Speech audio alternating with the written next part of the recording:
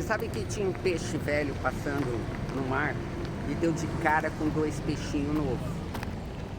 Dois, novinhos, sabe? Kid.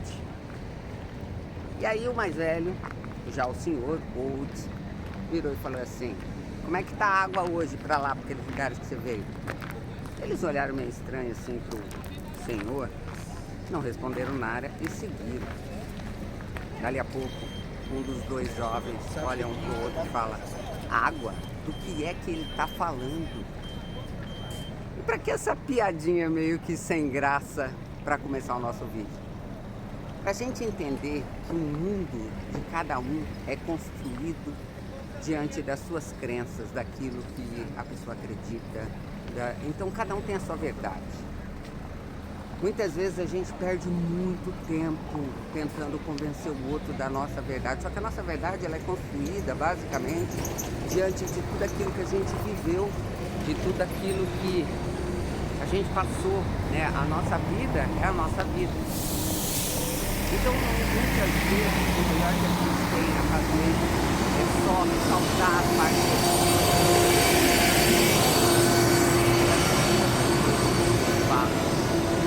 e através talvez conseguir mostrar para outra pessoa o nosso ponto de vista daquilo que está acontecendo, porque senão a pessoa vai ficar, mas que água? O que é que você está falando?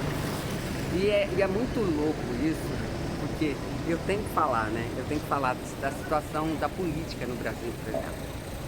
Eu saí do Brasil em 2019 e um dos motivos que me impulsionou essa minha mudança foi a política no Brasil. Porque eu percebi que havia um descompasso entre aquilo que eu acreditava, as minhas crenças, e 50 milhões de pessoas que elegeram o presidente atual. E a minha dificuldade de aceitar as diferenças, de entender que para mim pode ser, claro, tá, que a água exista, mas para outras pessoas não é, fez com que eu tivesse um incômodo muito grande. De certa forma, sou grata porque eu não estaria tendo essa experiência nos altos dos meus 52 anos, vivendo como uma adolescente de 18, se tudo isso não tivesse acontecido.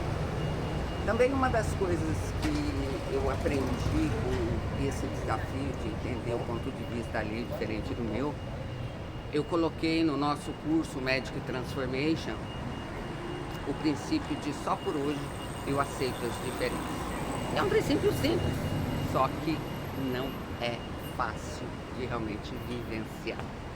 Eu tenho que me policiar constantemente para que isso aconteça, para que eu efetivamente consiga aceitar as diferenças, porque eu tenho uma tendência a achar que a minha verdade é a verdade que vale, não é a verdade do mundo. E quando se trata do cenário político do Brasil hoje, eu vejo dois lados que, no meu ponto de vista, eu sou o senhor que estou vendo a água e os outros dois são os dois lados da política do Brasil. Mas que água?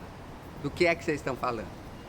Porque quando eu falo que essa de Queiroz estava muito certa no meu ponto de vista, quando ele dizia que pelo mesmo motivo que as fraldas devem ser trocadas de tempos em tempos, os políticos também, na minha opinião, eu acredito que o Brasil precisaria de uma inovação. Nenhum lado, nem outro. Lógico que eu, particularmente, tenho uma ressalva muito maior com relação ao presidente atual do que com relação ao ex-presidente. Mas isso também não faz com que, se eu pudesse decidir pela nação, nenhum nem o outro seria eleito. Porque, na minha opinião, o ex-presidente já passou o tempo dele. Ele fez o que tinha que fazer, fez um bom governo e perdeu. Perdeu assim como no livro de George Orwell, A Revolução dos Bichos. Você no final, você não sabe mais quem é porco, quem é gente. Foi isso que aconteceu com o PT. No final, a gente não sabia mais quem era porco e quem era gente. Leia um livro de George Orwell para entender o que eu estou falando. Porque o poder corrompeu os ideais, que a princípio eram bacanas. E isso acontece quando as pessoas querem se manter no poder a qualquer custo, e o livro de George Orwell mostra isso, né? Lógico que a minha posição com relação ao presidente atual é que ele não tem competência técnica para exercer o cargo. É um cara que nunca procurou estudar, nunca procurou conhecer nada de nada. Então, eu acredito que o brasileiro precisa entender que qualquer político que você vai eleger, ele é teu empregado. E assim como o teu empregado, qualquer empregado, quando você vai eleger, você pede um currículo, né? Você quer saber quais são as competências técnicas para exercer aquela função.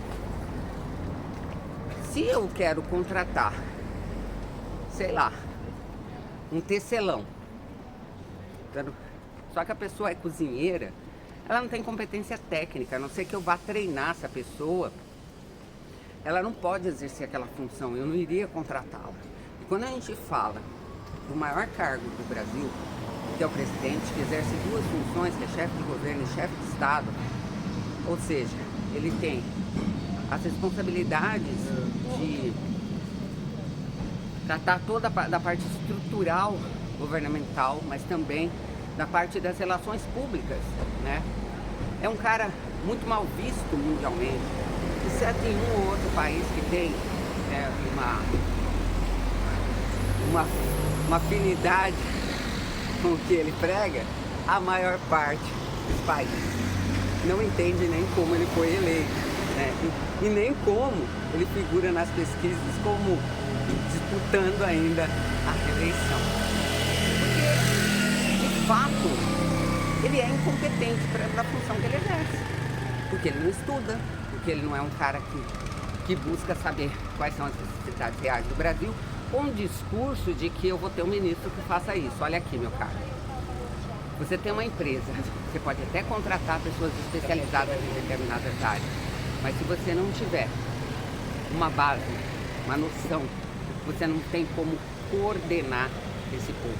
E é isso que acontece no Brasil. Então eu acho que está na hora os brasileiros começarem a pensar. E sem essa desculpa de que, meu Deus, não tem, vou votar em quem? Parece que brasileiro não enxerga, realmente não enxerga. Não tem água, porque só vem aquelas duas possibilidades, mesmo que você tenha 10 candidatos, para todos os gostos, para todos os tamanhos, para todos os gostos. Fica aí um recadinho para você pensar. Será que você está enxergando a água ou não? Beijo no coração de vocês. Fui.